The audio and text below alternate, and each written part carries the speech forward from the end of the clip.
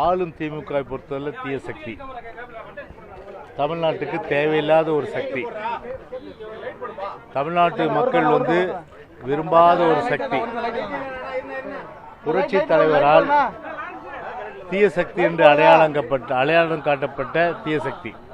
எனவே அந்த தீய சக்தின்றது உலகத்துக்கே தெரியும். ஏன்னா அவர் சொன்னார், அதில் மாறுபட்ட கருத்து இல்லை.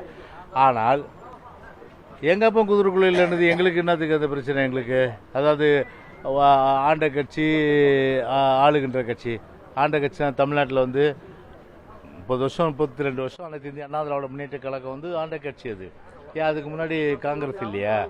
அதில் நேரடியான அந்த குற்றச்சாட்டுகள் எங்களை குறித்து ஏதாவது சொல்லியிருந்தால் கண்டிப்பாக அதற்குரிய பதில் எங்கள் சார்பில் கொடுக்க முடியும். எங்களை பற்றி குறிப்பிடாமல் வெளியில் போகிற உணவை நாங்கள் ஏன் தூக்கி உள்ளே போட்டுக்கிற கதையா?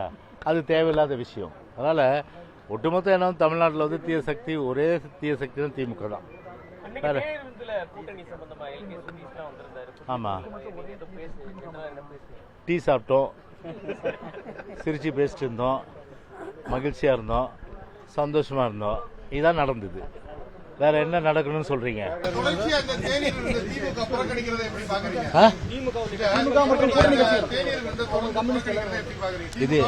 இது என்ன ஆளுநர் அவருடைய பணத்திலேயே தேநீர் விருது கொடுக்குறாரு? மக்களுடைய பணத்தில் தானே தேநீர் விருது கொடுக்குறாரு. ஒரு டீ குடிச்சுட்டு போக வேண்டியதான, தப்பு இருக்கு.